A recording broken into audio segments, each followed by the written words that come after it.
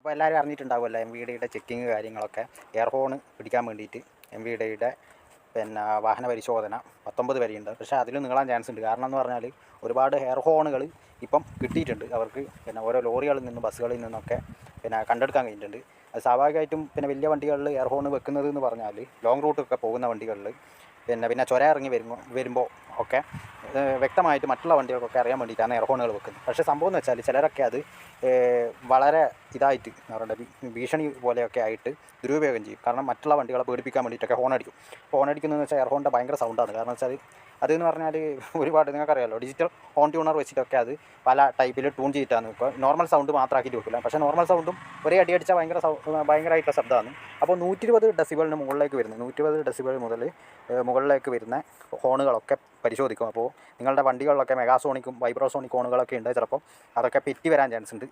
ഞാൻ പറഞ്ഞത് മനസ്സിലായിട്ടുണ്ടാകും. ഡ്രില്ല് ഹോണുകൾ, അതായത് ആംബുലൻസിനൊക്കെ വെക്കുന്ന മെഗാസോണിക്ക്, അതുപോലെ വൈബ്രോസോണിക്ക് എന്ന് പറഞ്ഞാൽ അധികം ഓട്ടോറിക്ഷക്കും എല്ലാ വണ്ടികളും പിക്കപ്പ് വണ്ടികൾക്കൊക്കെ ഉണ്ടാവും. നിങ്ങളെ മുന്നിൽ അധികം ഘടിപ്പിക്കുന്ന ഹോണുകളൊക്കെ എക്സ്ട്രാ ക്ലാമ്പ് വെച്ച് ഘടിപ്പിക്കുന്ന ഹോണുകളൊക്കെ പിടിക്കാൻ ചാൻസ് ഉണ്ട്. കാരണം വെച്ചാൽ അത്യാവശ്യം ഡെസിബിൾ കൂടുതലുള്ള ഹോണുകളാണ്.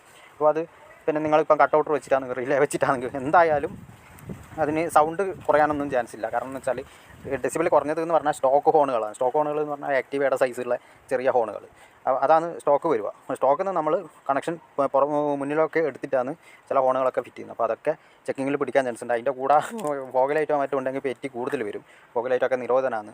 അപ്പോൾ നമ്മൾക്കിപ്പോൾ ഒന്നും പറഞ്ഞിട്ട് കാര്യമില്ല. കാരണം ഓരോരുത്തർ വലിയ ഹെവി ലോറികളൊക്കെ എടുക്കുമ്പോൾ ചെറിയ ഹോണുകളൊക്കെ വെക്കുമ്പോൾ അവർക്ക് തന്നെ ബുദ്ധിമുട്ടുണ്ട്. പക്ഷേ കുറച്ച് പേരൊക്കെ ഇങ്ങനെ ദുരുപയോഗം എന്താ പറയുക, കാറിൻ്റെ ബാഗിലൊക്കെ വല്ലാണ്ട് ഹോൺ അടിക്കുന്നു.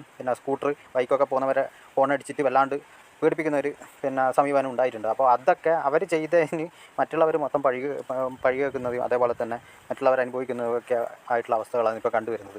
കാരണം ഒരു തവണ പിടിച്ചാൽ പ്രശ്നമില്ല, പിന്നെ അത് കണ്ടിന്യൂസ് ആയിട്ട് അത് റിപ്പീറ്റ് ചെയ്തിട്ടുണ്ടെങ്കിൽ നമ്മളെ വണ്ടിക്ക് തന്നെയായിരിക്കും അത് ബുദ്ധിമുട്ട്. അപ്പോൾ എല്ലാവരും ശ്രദ്ധിക്കുക. കാരണം അങ്ങനത്തെ എയർ ഹോണുകളൊക്കെ ഉണ്ടെങ്കിൽ പിടിക്കുന്നതിന് മുന്നേ കഴിച്ചു വെക്കുന്നതായിരിക്കും നല്ലത്. അപ്പോൾ അതിപ്പോൾ വെറുതെ പിടിക്കാനാക്കണ്ട. കാരണം എന്ന് വെച്ചാൽ എന്തിനാണ് നമ്മളെ വണ്ടികളെ നമ്മൾ തന്നെ സംരക്ഷിക്കേണ്ടത്. നമ്മൾ വെറുതെ എന്താ പറയണ്ടേ ഓരോ ഇത് തെറ്റി അടിക്കാൻ വേണ്ടിയിട്ട് മാത്രം നമ്മൾ വണ്ടി ഓടിക്കാൻ പാടില്ല. അതുകൊണ്ട് എല്ലാവരും ശ്രദ്ധിക്കുക. എയർ ഹോണുകൾ ഉണ്ടെങ്കിൽ കഴിച്ചു വെക്കുക.